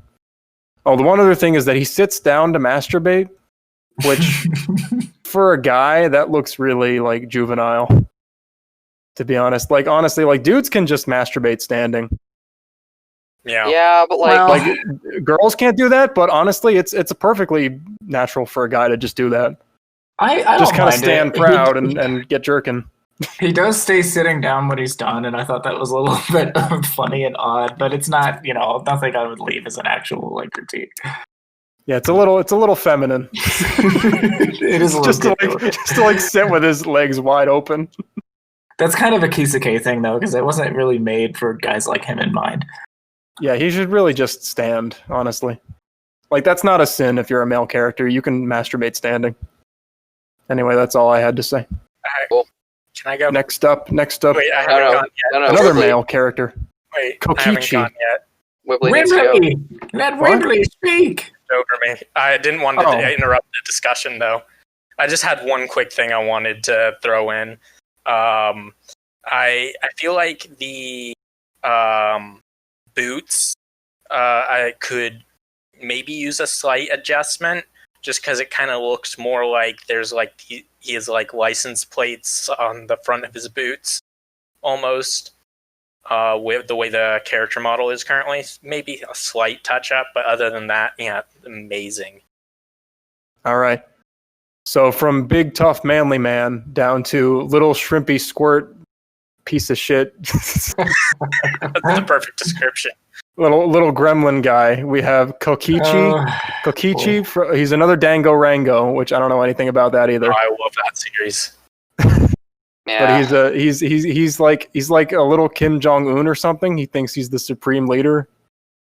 I don't really know what his deal is. Think more like an evil mastermind. Right. So anyway, he's Kim Jong-un, and as you can see, he has the same. He's just as muscle bound as Jim is. Anyway, take it away, Corky. Take it away. All right. So Kokichi. Kokichi.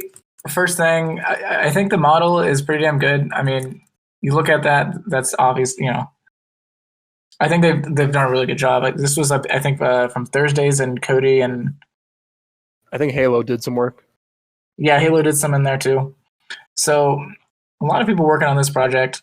I think the model is pretty much nailed. That's definitely, you look at him, that's Kokichi. There's no discrepancy or anything like that. I like how expressive he gets when he plays the game. So some really good posing work there. Thing that that bugs me about him, I think he talks a little bit he just talks too much about his. Oh my God, Wibbly. I mean, that's an actual pose. He does that pose in the game, and it actually works pretty well.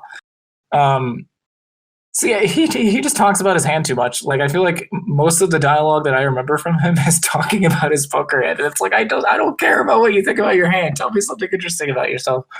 If I recall correctly, he started as an April Fool's character, and he kind of later was kind of shifted on the testing because people liked him. And I think a lot of the April Foolness is still kind of left over. So I think he's just going to benefit a lot more from just having more time to kind of just further develop him. Yeah, as a fan of the series, I have to say he is a incredibly difficult character to pull off, because he's kind of think of your normal witty character and then kind of crank it up to 11, I feel like he's a character that is basically someone who could not exist in real life because everything they say has to be like carefully crafted by a writing team, because it's all very like witty and like double meaning and all that stuff. And so I imagine that makes it really difficult to write because it's hard to write like that consistently. It really is. I think they did a good attempt at that, though. I like the poses a lot and all that stuff. And I think that it's come a really long way. The one main suggestion I would give is that, I noticed there was I saw one line where he was like, he says the generic response to like a guy or someone losing.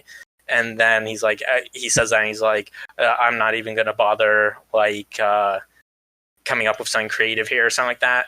But then I thought, seeing that almost feels like an April Fool's line, though. Yeah, I felt there's that way. A couple of those. Yeah, I was good. No, I was about to say I'm getting that, but like he said that once, and it was like maybe might have not been my favorite, but I could see it. But then he said it again with like a different variation of it and some other stuff like that, and it started feeling more like the writer actually just kind of gave up on writing lines more than giving that impression. Like, not saying that's what happened, but that's the impression it gives off a bit when you see a lot of stuff like that. And also, it's kind of, I don't think his character isn't a Deadpool. Like, he's not like someone who breaks the fourth wall all the time or anything like that.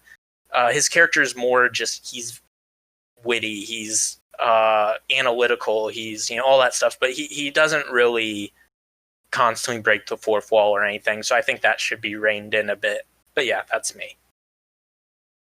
I don't know, I've kind of historically made the case that we need more villains in SPNatI, just because like otherwise questionable. He certainly acts like one, but I thought Danganronpa's just like they're all weirdos. Essentially. Yeah, I don't know. Okay. But he's an antagonist. That's probably a better term. Sure. But like I don't know, like as Sriracha wrote him, right? I think so. Yeah, I think like Az can be like a really good writer, but this is just kind of like it's like too shitposty. And I think because like it started as an April Fool's character first, that makes me believe that it's a little low effort. I think the art's really good, but I think the dialogue needs some work just to be made into like a functional character. Just because right now it's just, I don't know, it's very repetitive and very memey, and not in a way that I find particularly amusing. Maybe if Kokichi were a girl, I'd be more friendly to that. But it's just like, it's all shit posting if the girl. Oh, it's nmasp favorite, but if it's it's a boy, it's the kind of thing not, where like I don't know. The art is good, and the art will just stay good. But the writing, you kind of need like more concerted effort. Yeah, I think the writing could use some work. That's it. The good news is he's only got 500 lines, so improving the writing isn't going to be like a huge monumental effort. So. And changing things won't be a huge monumental thing either. So you're in a good spot to adjust. Yeah, he's definitely got a lot of potential. I'm kind of he's kind of in the same way of like Elsa to me. Like, his art's pretty impressive. Writing, it's kind of bare bones at this point, and I'd be a lot more excited about him if he were getting any kind of consistent updates. But he's been pretty quiet ever since he came on the tables, honestly. So it's hard to really have much to say. He's just been kind of sitting there. So other than what everyone else has said, I feel like, where's this character going? Are you going to improve on this, or is he just going to sit there? Like, you can't. What am I supposed to say if he just gets like 3 lines every other week? The art's in a good place, but I want to see where they take the character. Yeah. All good. All right. So let's move up onto a Laevatein, I believe, from Fire Emblem Heroes. We've never had a Fire Emblem character before, so I'm glad. I mean, we're all the way down to the fucking gacha game. I feel like people are just going to keep making Fire Emblem characters like almost out of spite. It's like the Yuri curse. It's like the Fire Emblem curse. Every time we bring up Fire Emblem, they're just like, oh, well, another one just got made. And it's just like... Am I wrong? Fire Emblem Heroes, that's what she's from. It's literally just the gacha game. That's what we're down to. I'm pretty sure we can't actually make SPNatI characters faster than Fire Emblem characters can just be released. Like I don't think it's possible. To give you some context as to what they'll put in a mobile game, even Vandred is in the Super Robot Wars mobile game. Wow. That's how far down you go. Nice. Anyway, she's got armor and like feathers and stuff, and she's named after her sword, or the sword is named after her. I'm not sure. The character designers got lazy. They just gave them both the same name. Corky. Laevatein. Is that how? I'm so glad I finally know how to pronounce it. I think that's what it is. So that's what Emmy's whole the thing is with her, is she doesn't know how to pronounce her name, so she just talks about volcanoes and shit. Anyway, Laevatein. I'm not a Fire Emblem freak myself, but if you're gonna put a Fire Emblem character, they may as well be fucking awesome looking, and that's what Laevatein is. Yeah, she's super cool. I'm just blown away by how good her art is. She just looks super cool. Like I just one of those like characters, like rare character designs. You just look at them and you just immediately like, I want to know who this person is because that's just an awesome design. And he fucking nailed the model. I believe this is Horse Killer again. So awesome work. In terms of writing, she's still got some room to grow there. I mean, she's still a pretty new character, so I don't expect her to be Maya off the bat. I think from what I can see, she's a pretty stoic person in her source. So it's going to be a little bit more challenging to kind of show what her personality is, because stoic characters don't, always just advertise it as much as like an extroverted ditzy girl might do it. So I think there just needs to be a little bit more thought and work kind of put into how can I get her personality through. So far, I've just kind of seen a lot of like, I study the blade kind of stuff. Like she talks about her sword, she talks about soldier stuff, fighting, which is cool. But I kind of want to hear more about like, how does she feel about like actually being a soldier? And like, let's kind of explore like where she feels she's going, what her actual goals are, like what kind of changes she's making. That's kind of what I'm trying to explore with her, what I'm targeting her with Emmy. And I think we'll get there. And once we see more of that, I think she's going to be an amazing character. I think that's kind of refreshing character to a degree within the Fire Emblem franchise a bit, at least for me. I don't know, it's hard to explain why exactly, but the personality and characteristics seem like they have a lot of, like, it still have a long way to go, but they have a lot of room for potential that I can visualize a bit. It kind of, I don't know. I'm excited to see the direction it goes if the updates keep consistent. But I think the model looks really great. But yeah, it's still very bare bones. I need to focus on upping, kind of expanding that dialogue a bit, exploring some different areas of the character. And yeah. I think she's really cute, and she has like a lot of cool like hints in her dialogue of some stuff. Like she's definitely someone who's like studying the game as it's happening while still kind of getting into it, which is nice. Like I agree with everyone's kind of previous statements where I don't really get her yet just because she doesn't have a ton of dialogue. But like I think if she were like, at 1,100 lines or something like that, and she's had time to interact with other characters and kind of explore who she is as a person, I think she's going to be actually very cool. Like the art's great, but I think I think the concept is there. It just needs to manifest a little stronger. That's what I got. Normally, I roll my eyes with Fire Emblem characters, especially when I look at her. It's like, why did she rip off a black eagle's wings and staple them to her hips? So cool, though. It does look really cool. Once she takes all that shit off and she's just in her translucent body stocking, that shit is hot. She still looks amazing. Yeah, like she's just really cute and has like a decent personality. I also think that like we're all getting horny over this like sword art character. Okay, but anyway, so it is not. It's not to the extent that Galatea is, but I'm totally down for like stoic, no nonsense girl in a skin tight outfit. I'm all down for that. Yeah, it's just she's a little bare bones in terms of the dialogue at this point, but model's great, and she's been getting consistent updates, unlike some of the other characters on testing. So I'm happy to see where she's going to go. Anyway, next up. First, we had Dust from an Elysian tale. Now we have Lucy, who's also from a source material that uses tail like the animal tail, where it should be tail like the story tail. So apparently everybody hates Fairy Tail. I don't know anything about it. What? I hear people constantly praising it. Really? I thought people didn't like it. Well, not in the SPNatI community, but I will constantly hear people praise it. I thought it's one of those things with like Sword Art Online where it's got a lot of fans, and then there's other people like, oh, you like Fairy Tail. I guess I'm better than you. I've never heard that side, but then again, I could have just missed it. I honestly haven't seen the show, so I can't say anything. I don't know. Anyway, it's Lucy. Haha, this is a show I've actually seen. Wow. I've seen all right. Give us the TLDR. I've seen like the I've seen like the first like 10, 20 episodes or so. Yeah, it's like 300 something episodes. It's kind of, honestly, I would compare it to Konosuba a little bit, but it's a little bit less memey and a little bit more into like exploring magic stuff. It kind of looks like One Piece to me. Okay, you just convinced me to watch it. Thank you. I think you would like it, Wibbly.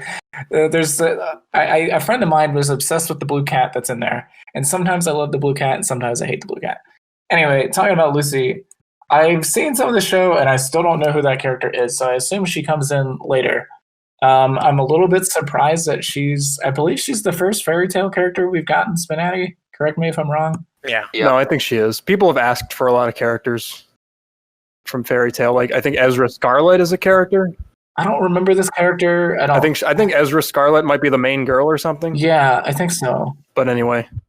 So, when I played with her, her model like looked a little bit dated to me. I looked at her source art and it definitely looks like her, but I think she's just got some of those default proportion issues where like her head's too big and she's got the stubby legs. So those are easy fixes. And shoulders are probably a bit too small too. Yeah, dialogue didn't really stand out to me, but that's probably going to improve. She's a testing character. She's not going to be, super amazing at the front. So just as she, develops a little bit better, gets more targets, I think she'll be a lot better. Have you seen her tits? She's developed plenty. God. I think that the personality-wise, and there was definitely a lot of room for some interesting stuff, and did some interesting stuff with the poses during a few stages. I think it was like falling over at one point that I thought that was really funny because I've been half tempted to do that myself plenty of times.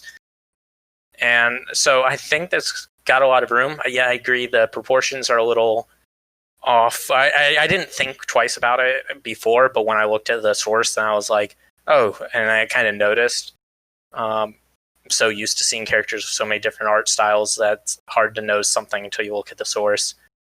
I think it's gone pretty radio silent with the character a bit. I don't know. I could be wrong.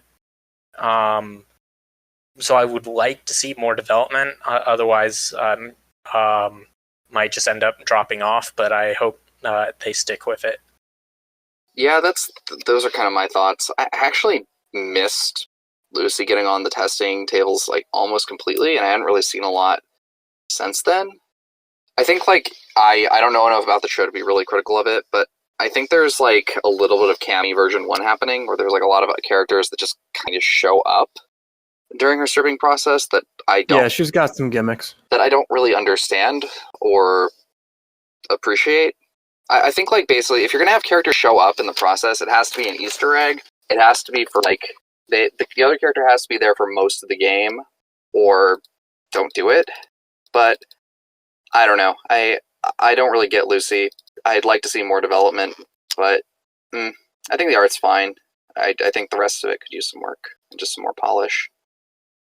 Yeah, I think Fairy Tail is supposed to be like this wacky, magical shonen, so that's why characters keep showing up. But yeah, I get what they're trying to do is like, oh, a pervy guy shows up and she like hits him, clocks him over the head, like, oh, perverted old Master Roshi or whatever. But in a game like this, in a context like this that comes off as like really stilted and like kind of like a gimmicky cry for attention, because it's like I can't make the characters stand on their own feet. So yeah, in a scene like that in a show, it's the only thing that's happening. So yeah. it's kind of weird. I get what they're going for, but I think that's just kind of a miscalculation. Other than that, I mean, I've targeted her a little bit, and she has, like, you know, generally pretty bright, happy presence on the table. I don't think that's a bad thing, and she's got plenty to talk about with, like, magical guilds and all that. So there's plenty to work with. Yeah, make it a little less gimmicky, make the model a little bit better. Right now, it looks like something from, like, 2018, where we didn't quite learn to make the legs longer yet. Yeah. She's very expressive. She's expressive, yeah. I see a lot of talent behind the art with her, so that's what kind of makes me, you know, that's what makes me, like, hopeful, because, like, I just know with more time she's going to be really good, just because I see the talent there. It just needs more, like, practice, more time, everything like that. I want to say that, but again, she hasn't gotten too many updates. She's been around for a while. Can I throw in one extra thing? Sure. I was going to say, I don't know if I fully agree about the, like, it necessarily being, like, bad on the end of, like, not being bad for the character with, like, the gimmicky stuff, in this sense that I think it can be fun, but I'd say it's actually, I'd recommend against it for a completely different reason, and that's that it makes it hard to respond and target the character. Because the Solitaires talked a lot about with Miko, how because of the, not just with Miko's personality, which makes it hard to respond, right target sometimes for them, but when the ghost comes out, it's like, it kind of forces everyone to say the same thing during that stage, and you can't really, it basically eliminates an entire stage of being able to have conversation and flexibility whenever you have it happen. And so be very careful when having other things or very crazy things happening during certain stages of a character. You can do it every now and then if it's, like, really something funny that you can get a lot of variety of responses to, but yeah, just keep in mind it'll limit things a bit. But I don't that's the reason I don't like writing Ryuko. Yeah, but I do feel like I don't think the gimmicks, the way they were used, were bad. Personally, I found some of them kind of amusing, but I think I still recommend avoiding it for that reason. Okay. Next up, Maki. Knuckles herself. Knuckles and Knuckles from Knuckles. Featuring Knuckles from the Knuckles May Cry series. Yeah. Basically, Knuckles in an anime girl form. She's from Love Live, which I always mentally confuse with K-On! It's some idol. But she's got red hair, and it forms a circle around her head, so she looks like Knuckles the Echidna. And apparently she believes in Santa Claus. Yep. Oh, well, that's cute. Anyway, she was born on an island in the heavens. The blood of her ancestors flows inside her. Oh my god, okay. Her duty is to protect the flower from evil deterioration. God. Is this from SA2 or SA1? Yeah, this is the Knuckles rap. God, I knew it. Yeah, anyway, unlike Sonic, she doesn't chuckle. She just likes to flex her muscles. Oh my god. Corky, save us from the Sonic cast 2.1. She doesn't need a posture. She gets it on by herself. No, I refuse. Stones go through boulders. Maki, we've got another new developer with Maki, Smudo. Smudo.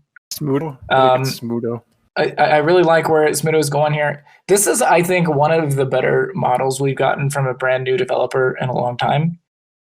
I love Smudo's, like, attitude. Like, I remember when he kind of first came on and was just like, she's really good about feedback, and that's always good to see from a new person, you know, coming around just like, hey, I just want to get my character right, like, let's do this together.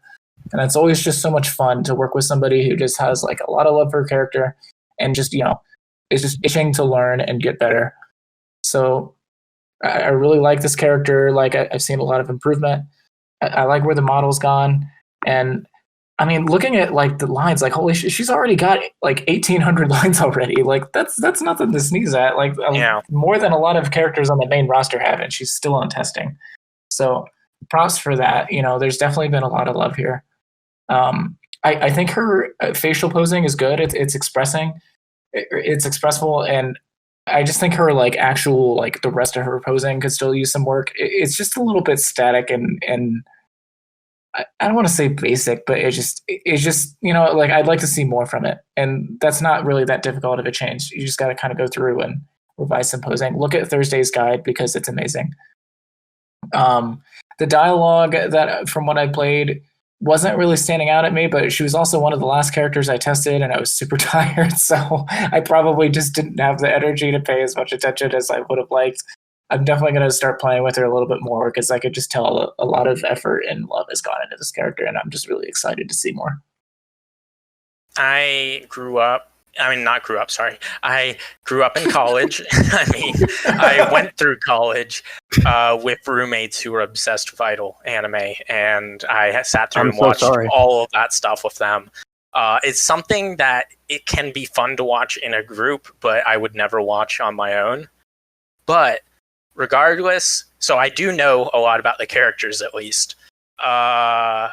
Anyway, but I actually worked with Smudo a lot early on when Smudo first joined. We did a lot of back and forth interactions with Maki and Megman.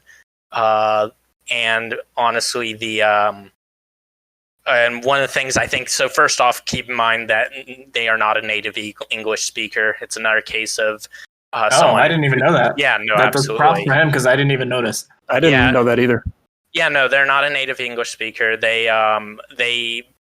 Hex and some other people consistently helped them with what's the word? Helping with proofreading. Yeah, proofreading and stuff like that. But it was kind of daunting and overwhelming because of how much they wrote a bit. So there's going to be a little bit of roughness or awkwardness in the dialogue here and there, but just keep that in mind. And as the person gets better with writing it, it'll improve. I think one of the things is nailed it down. She's definitely a character that can get people off in the game a lot, like other characters, and that can be fun. But yeah, so can be a very abrasive character, which is interesting because it's not what you would think from her personality. So yeah, I think it was fun though. Yeah, I think Maki interacts with a lot of people she'd really be expected to. I think she came on targeting the other idols in the game, like pretty much from the word go, which was cool. But I haven't really seen any updates in a while, and that's kind of a problem to me. She basically, what I do really like about her is that she has really strong opinions about the game, which is kind of hard to do, because a lot of times you'll have like, oh, I'm so scared. Strong opinions are fun. Yeah, strong opinions are great. I don't think she's as absurdly aggro as like she can be made out to be, but I do think she odd mods the player a little bit. But I don't know, I almost think like she's ready for QA just to kind of get her started again and then get her onto the tables. Like, I think she's probably QA ready. Yeah, I was going to say, I definitely don't hear a lot from Smudo, so it's one of those things, like, even if there are updates, sometimes they go completely under the radar, and I don't know what's going on with her progress, so. I didn't even know she was still being recently updated until I started looking. I was like, oh, very much a stealth bomber. Mm-hmm. Listen, I'm a big fan of Sonic the Hedgehog. Knuckles has always been one of my favorite characters. Oh my god, spnanon! I will fucking, he was great. He was great to play as in the classic games, and all this. I gotta go soon. Come on, man. And then he just sort of became Flanderized over time as the dumb one, and they put him in all the treasure hunting levels. I don't really get what the deal with that is. They could have just made him run fast like Sonic. So really, he's just kind of a waste of a character in the modern games. But I definitely like this cute anime version in SPNatI. I don't know why she doesn't talk about the Master Emerald at all. But okay, in all seriousness, she does like kind of weird. She flirts with the player, which is good, but in kind of a weird way, where she like puts words in your mouth and stuff. First off, never assume that the player is saying anything. You don't want to encourage ERPs. Okay. But it's just a... Well, enough about Knuckles. Okay, are we just moving on? Have you lost patience? I've lost all patience with you and your nonsense. All right, he's a hostile takeover of this. I have to leave very soon, so given Alright, we can cut it here. given the subject matter of our next couple characters, I think for our next podcast, maybe we should go ahead and organize like a topic for conversation, and we'll deal with Moon through Union next time. Wait, All right. so before you leave, we could come back tomorrow and just do the last couple characters and just splice it on. Let's talk about this when we're not being recorded, I think. But anyway, Go away there. Well, everyone, thanks for listening. We'll be back with the third part of our backlogging episodes real soon, assuming this does not get edited and Solitaire does not edit it to condense them. Take care, everyone. We'll see what happens. Yeah. Thank you, nmasp. Thanks, Corky. Thanks, Wibbly. Thanks, everybody. All right. Take care, all.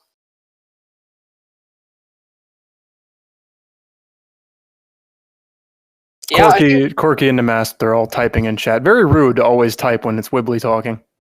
Wibbly has like a lot of good content to say, so I just like trust that everything that comes out of his mouth is gold. So the fact that I can type when he's talking is a significant mark in his favor.